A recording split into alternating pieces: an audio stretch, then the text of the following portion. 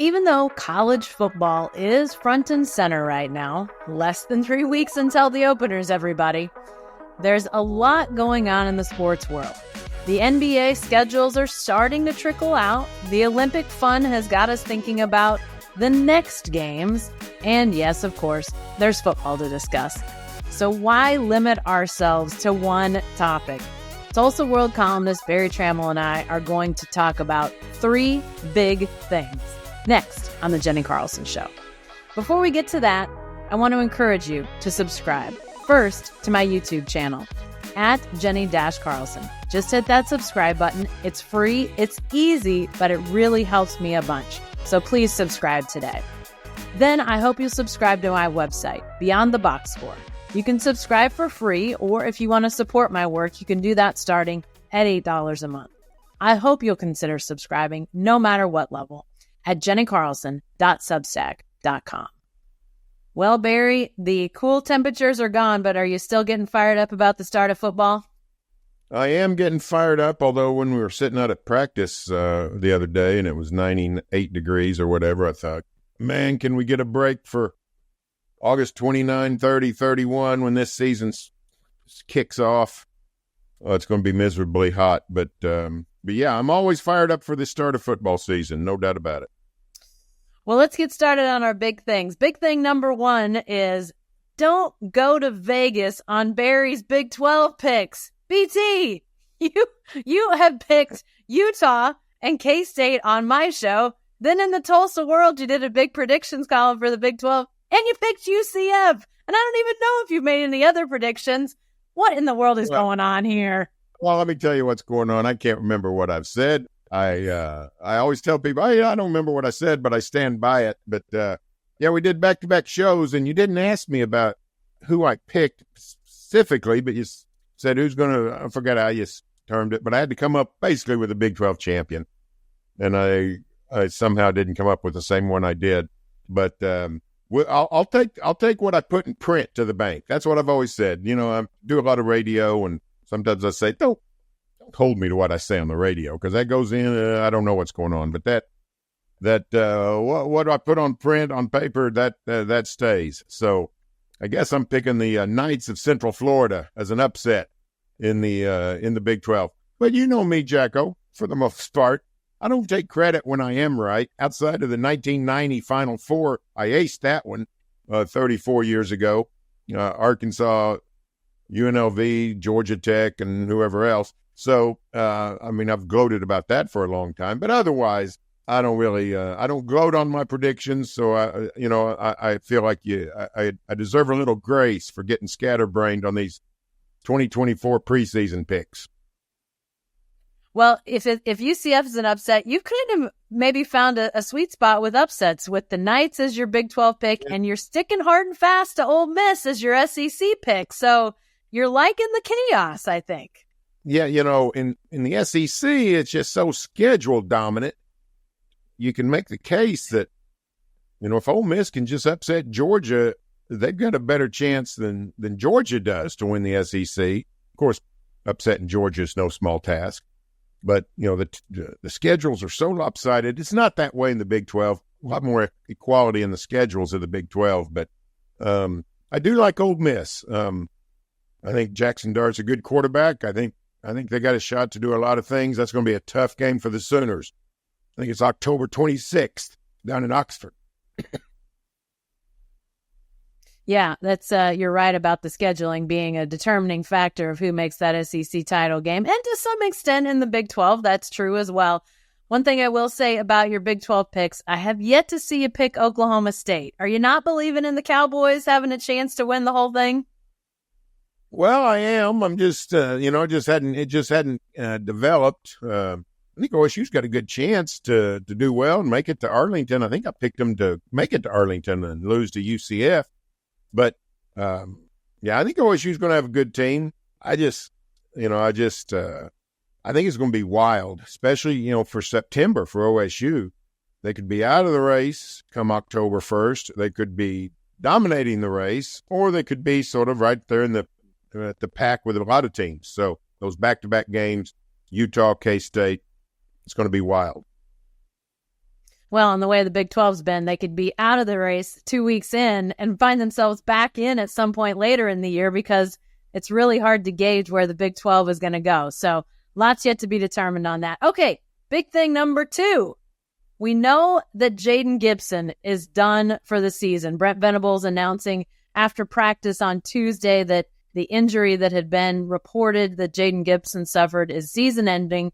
Receiver is done. A big guy that's made some big plays for the Sooners. But how big a blow do you feel like Jayden Gibson being out for the season is for this OU offense? Well, I don't think it's catastrophic for the squad. Now, it's terrible for Jayden Gibson, but this is probably the deepest position on the team, either DB or wide receiver. So if you're going to have a big injury, you want it to be someplace where you've got a lot of depth, and I think the Sooners do with Nick Anderson and Farouk and Deion Burks and that crew that's Jaquez Petaway, a couple of promising freshmen, Carry On, those kinds of guys.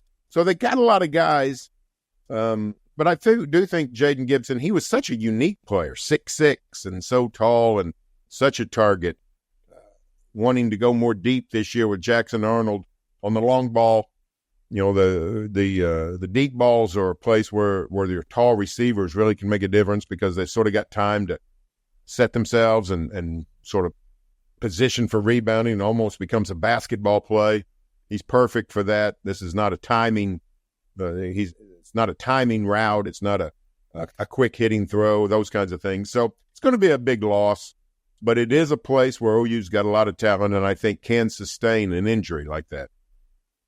Yeah, a guy like Nick Anderson, I think, becomes much more important in those kind of plays you were talking about that Jayden Gibson probably would have been a big target on. So I think some of it falls to Nick Anderson. And we've seen him make, obviously, big plays. His catch-to-touchdown ratio last year at some points was almost unbelievable. But I think that's going to be on him to maybe continue to make plays like that. It's interesting. I did see Jayden Gibson. There was an open portion of practice for the media on Tuesday. He was in uniform, actually in helmet even, but using one of those knee scooters, which I'll be honest, Barry, I guess I'm sort of thinking, should I even be saying this? Because we've received an edict from OU about the rules of covering practice, which frankly, I'm not sure what any of that means either, but no pictures, videos of cursing are out. Like, it's kind of crazy, quite honestly, the rules that we've been given for practice watching. Yeah, you ever had to ride one of those scooters where you got your knee bent and resting on that scooter? No, I know you did at one point, right? No, I just went straight crutches. That cracked my leg in 1995. I don't know if we had motor vehicles back in 1995, but yeah, I've never been on one. I didn't know how comfortable they were. I mean, it's better than walking around on crutches, but I don't know if it wears you out after a while or not. Yeah. Hey, speaking of this injury, you mentioned that they do have the depth at receiver. I think that it puts the impetus on Nick Anderson. Do you feel like it adds any pressure to any specific other receiver in this OU core? No, not necessarily. I just think it opens up an avenue for young guys. And, Brent Venables, I mentioned Devon Carry On, a true freshman.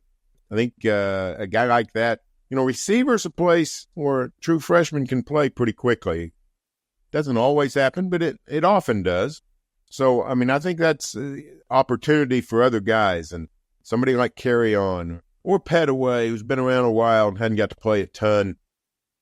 Now clearly they're going to throw to Nick Anderson more than ever.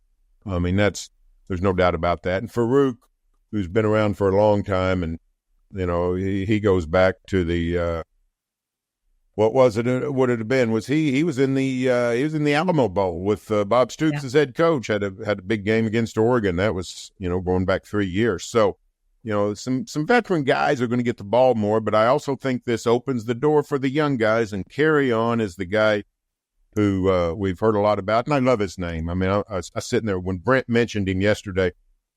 I sat there thinking, all right, now what can I do with the word carry on? What can I do with the word carry on? So, the wheels are turning on such a cool name and what we can do with it. Yeah, well, if he starts catching them, he's going to carry it on into the end zone every once in a while. I think we got some good headlines there. Okay, big thing number 3. We're going to move away from football and talk about the Thunder. We now know who the Thunder is playing in the midseason tournament. They've got Phoenix, they've got the Lakers, Utah, and San Antonio. Obviously, teams that are Western Conference teams, along with the Thunder, as they try to reestablish themselves at the top of the conference after the top seed last year. But what do you make of that slate as it relates to the midseason tournament? Pretty dang easy for the Western Conference. If you look at the West, Jacko, there's only one bad team. There's only one tanking team in the West, at least at this point, and that's Portland. Mm-hmm. And if you go to the next tier, the teams that, probably not going to make the playoffs, Spurs are probably in that list. Now, Wembanyama, put nothing past him. But San Antonio is probably not ready to win. And the Suns and the Lakers are old teams that, have a lot of potential to do some damage, but not one of the top 4 or 5 teams in the West, I don't think. So I think Thunder came out pretty good in the grouping for the NBA Cup. So, Thunder didn't make any noise last November when we had the first NBA Cup, and we didn't even realize the Thunder was that good yet. We thought, maybe a playoff team, and instead they became the number 1 seed in the West. So I think the NBA Cup's a lot more of a visible thing in Oklahoma City this coming season. I think it's a lot more of a tangible goal, something I think people will be more excited about now than maybe a year ago, and the schedule certainly sets up. By the way, NBA Cup now has a sponsor. It's the Emirates NBA Cup. You going to call it the Emirates NBA Cup, Barry? I don't know. I didn't say it. I remembered that it had a name, but I was going to wait for you to say it because I wasn't. I kept thinking I was going to call it Emeritus, and I didn't want to mispronounce it. So Emirates, that's a Dubai airline, from what I understand, right? Have you ever been to Dubai, Jacko? You've been to Dubai? No. You've not been to Dubai. I have not. I hear it's really hot there. So, if I want to go someplace that's shiny and hot, I can just go downtown Oklahoma City or downtown Tulsa and find all the big buildings and heat and blazing concrete that you want. So I don't understand why you need to get on Emeritus Airlines and check out Dubai.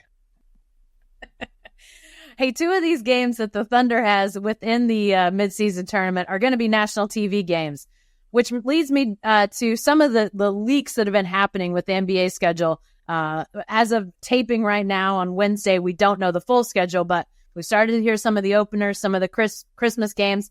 The Thunder not figured prominently. They don't have a Christmas game or anything like that. I thought they might. Is it just too early for the Thunder to be in that Christmas game rotation? Oh, yeah, I just don't think they've made enough of a national impact. As much as we love SGA, as cool as Santa Clara Williams and Chet Holmgren are, they're not Kevin Durant circa 2012 or 2011. They're not Russell Westbrook, flying through the air. So I don't know that their Q rating, their impact on American society in general, is as big as the old Thunder. So I think it's probably a little early. Could the Thunder have been picked instead of Minnesota? Sure. Could the Thunder have been picked instead of who? I don't know. Is it Phoenix in it? I can't remember. But anyway, that it's not a terrible slight. And frankly, it's actually good for most Oklahomans. You want to spend Christmas with your family. If you have to go to the arena, it'd be fun, but, it's no big deal, really. I mean, I think it's good for the players, for the organization, for the Paycom Center workers, for the media to have that day off and not have to shoehorn basketball into the festivities. So I'm not outraged that the Thunder didn't make Christmas Day. And frankly, I think Christmas Day games in the NBA are going to be declining in popularity. The NFL is infringing on. They planted their flag. It's going to be Netflix games, 2 Netflix games on Christmas Day, but it's my understanding that a good chunk of America either has a Netflix account or have children that can pirate them in and get the Steelers and the Chiefs on the tube without even paying for it. So I think most people are going to pick the NFL over the NBA on Christmas Day. Yeah, that's interesting. You mentioned a couple of the Thunder stars, obviously SGA joining Lou Dort on that Team Canada in the Olympics, but Chet Holmgren, Jalen Williams, the Santa Clara Jalen Williams, talked about as potential candidates for the 2028 Team USA for the Olympic team. I think they're both going to be on that team, Barry. And I don't know what you think, but I mean, obviously that'd be cool, but I think Chet Holmgren's almost a lock. I don't think Jalen Williams is far off of being a pretty serious contender for 2028.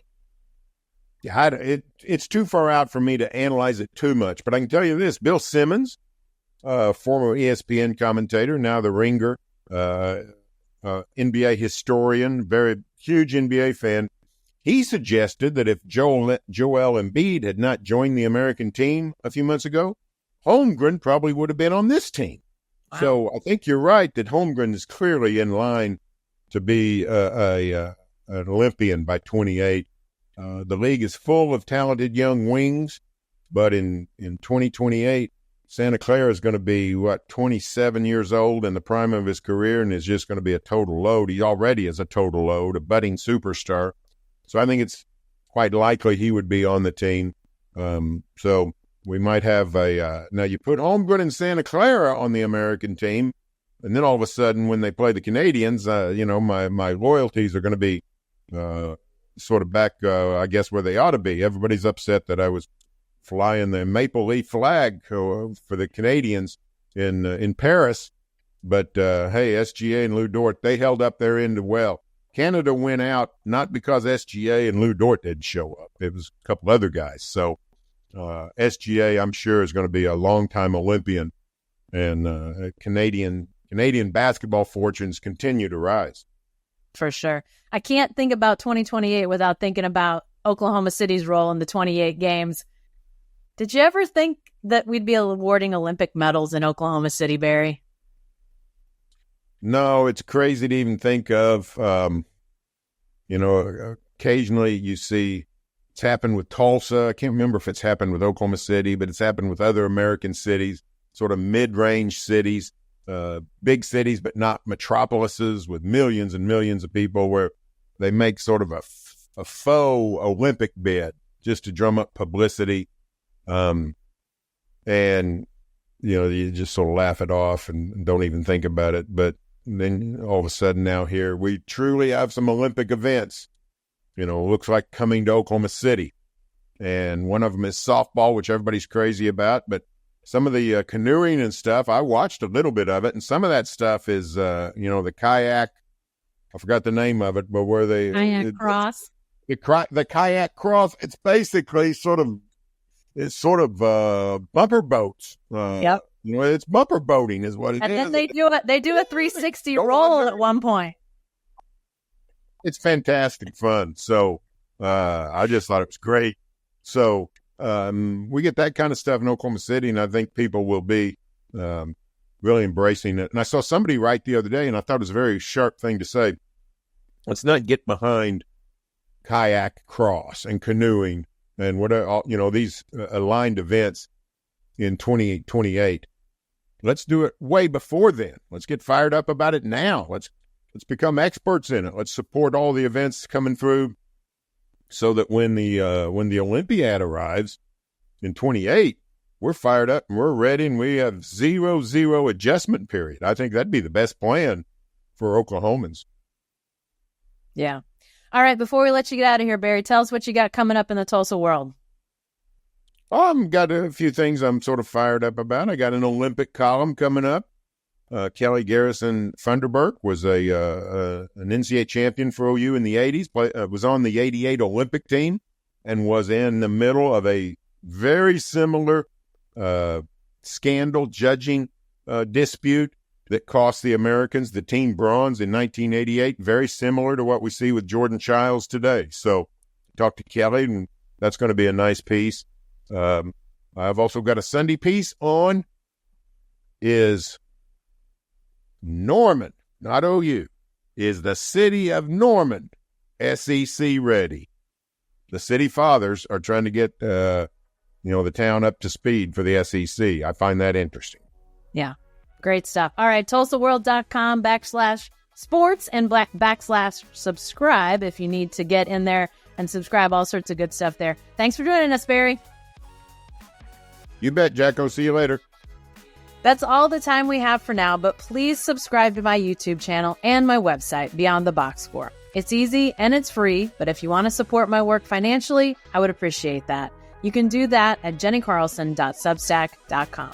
Also, you can find this episode and all episodes of The Jenni Carlson Show on your favorite podcast app. If you like what you hear, please leave a review. A quick word of thanks to my video dream team, Jacqueline Musgrove and Michael Lane. Thanks for joining me, and we'll see you next time.